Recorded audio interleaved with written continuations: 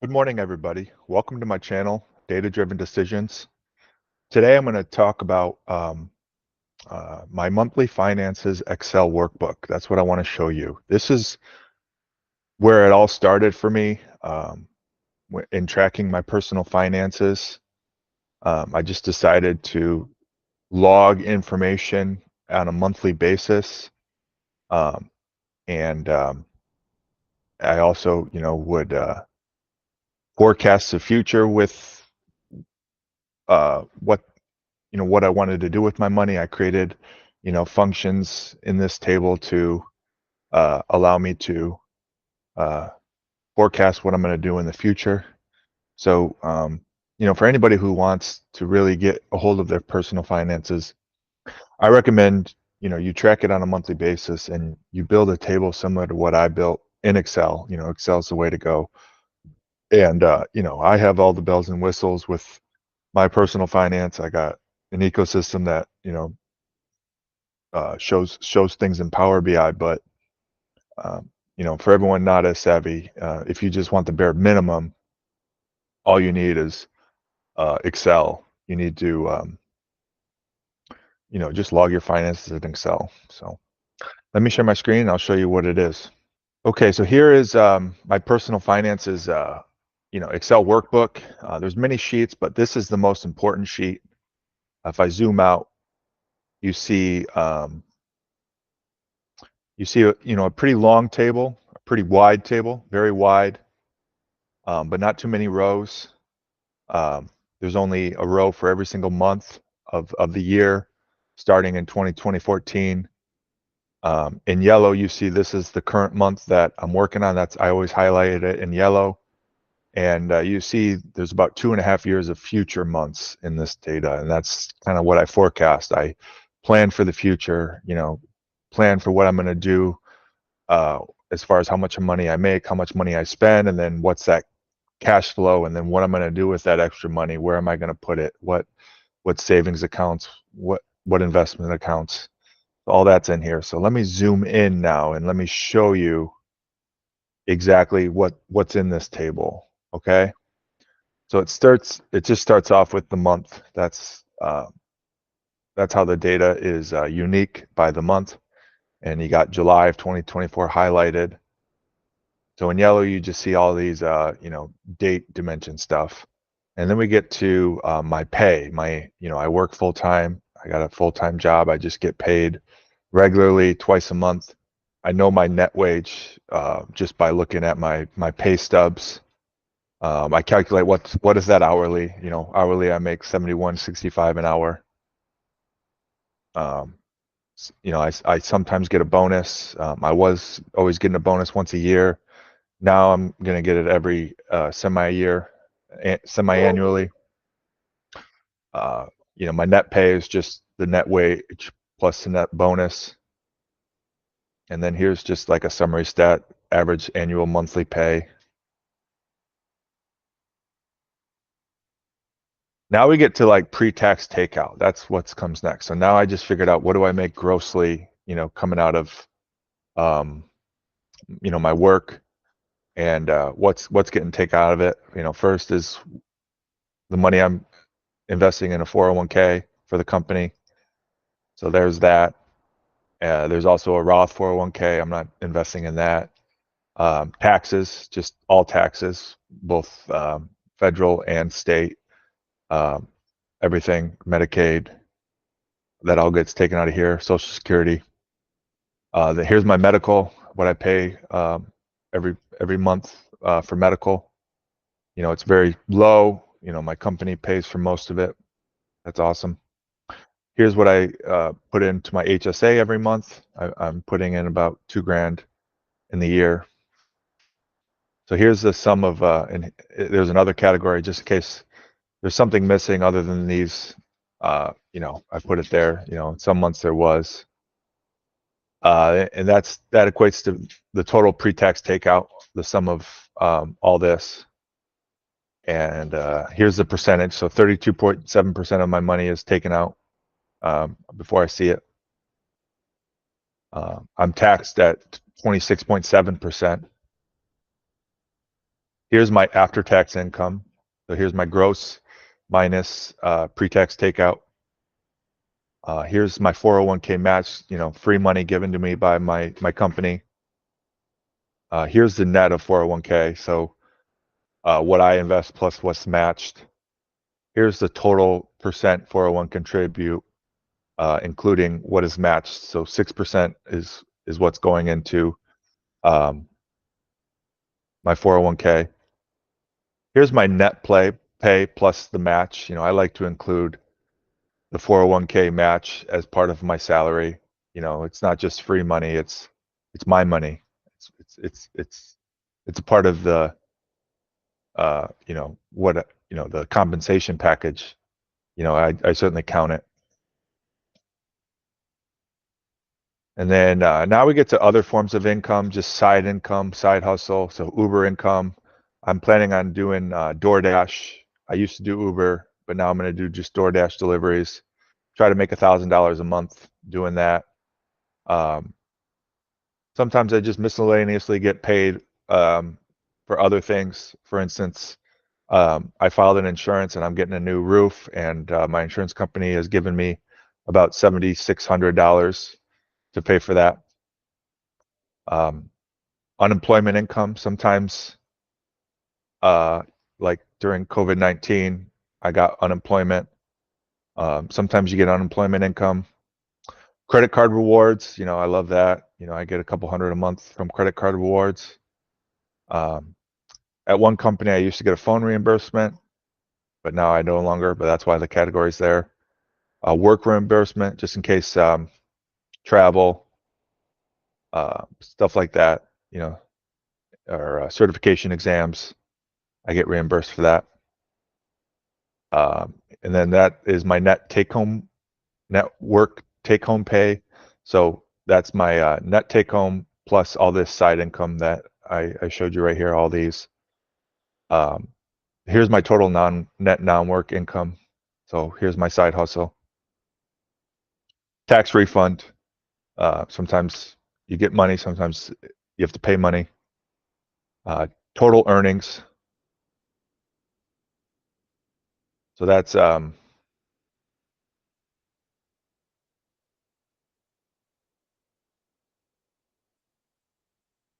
net pay. So that's not take home, but net. So that's total earnings, pre-tax. And here's net take home, post-tax. So that's a big part of the equation. How much money am I bringing in a month? And that's that, post-tax. You want to count post-tax because the big equation is take home minus spending equals cash flow. And that's how you manage your finances. You want to have positive cash flow. You want to create a budget. You got to know how much you're going to make. That's pretty easy to find out. Most people get paid a constant salary. Your spend is variable, but you want to budget your spend and figure out what you're going to spend in the month. Always under what your take-home pay, and the difference between that is your cash flow, and that's the money that you have left over. And what are you going to do with that? You should save it, or you could pay off credit cards. Just that's your extra money, and that's how you manage your finances is with your cash flow. You always want to have positive cash flow, and then you steer that money towards your goals. All right, the next section is spend. So I have about 20, 30 spend categories that you see up here, and I plan for this is the forecast of what I plan. This is my budget right here. These are the past ones, and then in the future these are planned.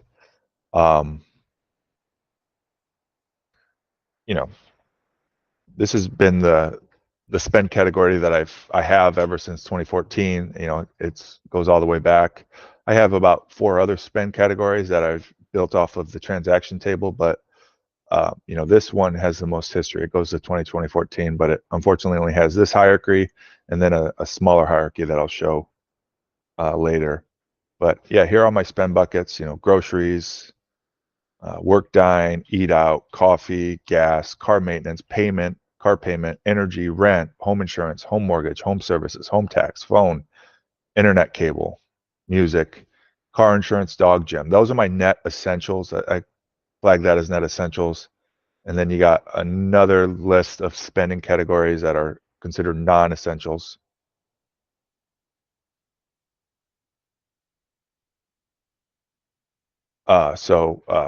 Here's the total net essentials. Here's total non-essentials.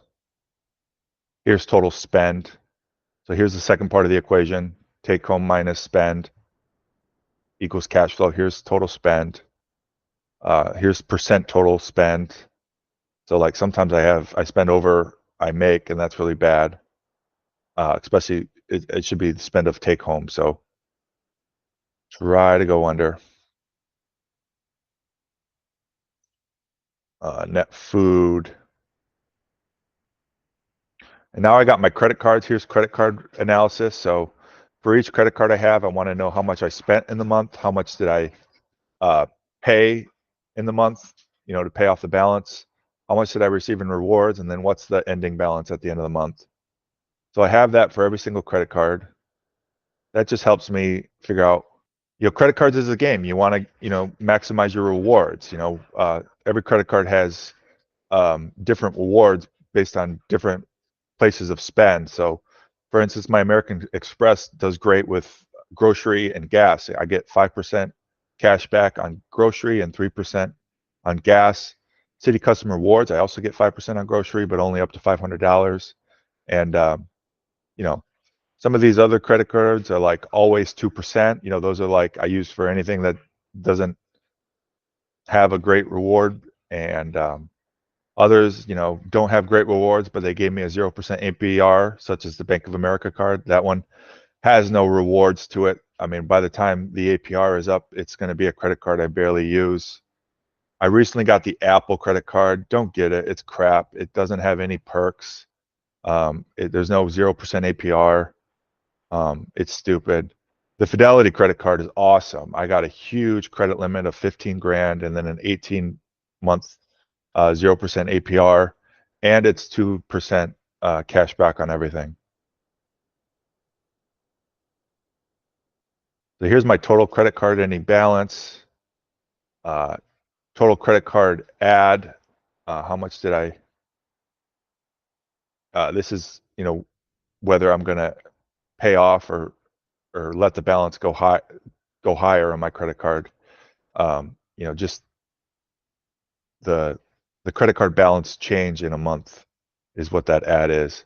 Here's the total credit card spend, total credit card pay, total credit card rewards.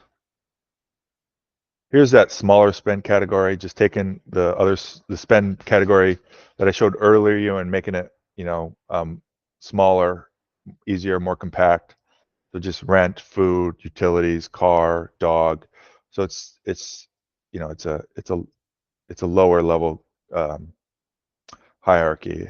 Doesn't have as many attributes, not as much cardinality. All right, money to move. That's cash flow. I call it money to move.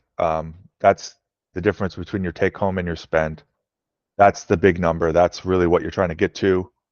For this month, I'm trying to be 2,223 in cash flow. Last month, I was way high because I received my insurance check. But this is the money I got to play with. So I got $2,223 that I'm expecting in positive cash flow. And the next step is where I'm going to move that money. So the next section is the send to category. These are all my accounts. And this is, what is going to get sent to each account. So I got 2,200, and then this is where I'm sending that money. So 300 is going to go to Huntington checking. 230 is going to go to my Bank of America. 500 is going to go to First Bank. 1,000 is going to go to the credit card balance. $50 is going to a Roth, and $20 is just going to a Vanguard personal. And at the end, there's a leftover. This zeroes out. I have this equation set to just be the difference, or not this one, but this equation. this just is my root. This is my primary account, my Bank of America. So it's just the difference between cash flow and all the categories, the sum of all the categories, so that this comes out as leftover zero. As you see in the past, as I do this analysis, sometimes I'm not always perfect with the money. I'm trying to have a zero balanced budget, but sometimes I don't know where the money went. But lately it's been really good. 70, 105, 107. I've only been off by that amount, so that's so negligible. And now here are all my account balances. So Huntington checking, all my accounts, all their balances. And the beauty of this is, like, in the future, the send to category controls the sum of the balances. But in the past, the ending balances is what controls the send to categories. You see,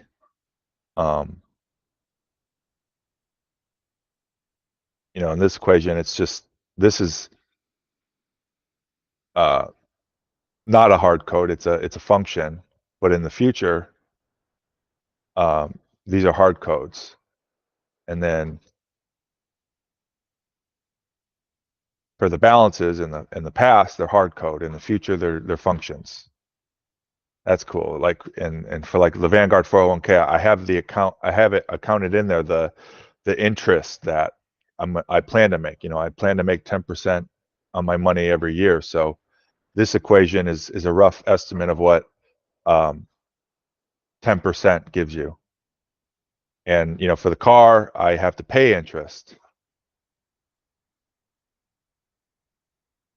And this takes into account interest. It charges, this has a high interest rate of 10%, 11%. So, this accumulates interest. So these are great, forecasting functions. There's no better place to forecast than in Excel, just because you got, the way you can create an equation, you just have all the grids to work with. And with a columnar database using code, sometimes it's hard to get at certain rows across each other, but it does a great job of forecasting, this tool. So here are all my account balances. Here's my house mortgage. Here's my house value, car value, car equity. And then I got summary stats. So how much did I invest in the month? The investment interest in the month, how much money was made in the month, the investment rate of return. So these are really awesome calculations that I always want to know. How much money am I making off my investments? Net investment gain. Here's a moving average of investment gain.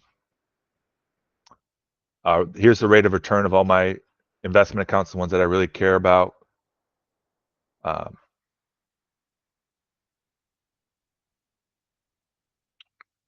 Here's some more summary statistics. The most important is net worth. Your net worth is your most important KPI of your personal finances. I mean, that's what you're trying to get to, which is just the balance of all your accounts is your net worth. All your debt, all your assets, just every account, what's the balance, the total, that's your net worth. My net assets is 197. My net debt is 50,000. That only includes just the car and the credit card debt, not my house. My net retirement. So here's just summary statistics. Net worth change moving average. And then here's like some QM. Here's my credit score. I've been keeping track of my credit score for a few years. It's pretty good. It's about 740 this month. So this is my Excel workbook, the monthly finances. This is the most important thing. This is the root of where everything's built. This is how I keep track mostly of my finances. This is what I update every month. I don't have to update it, on the first of the month. That's what this is for, my budget. This is what I have to fill in at the first of the month just the ending balances of all my accounts, and then whenever I have the time, I fill out everything else.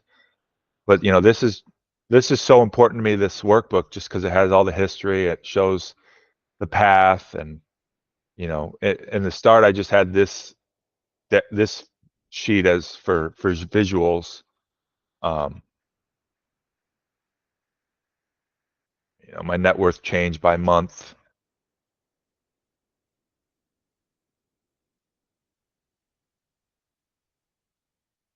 Oh, I love this graph. This is the 12-month rule, take home versus spend, and then your cash flow. But anyway, yeah, I mean, I've always had this workbook. This is the most important workbook I own. If you want to start your personal finances, I want you to start off with this, just every month, create a row, and then just start keeping track of the things you want to know, and follow suit with what I did. I think you should. There's probably differences in your finances, but yeah, this has worked great for me, and I hope you like this video. Stay tuned for more. Have a good one.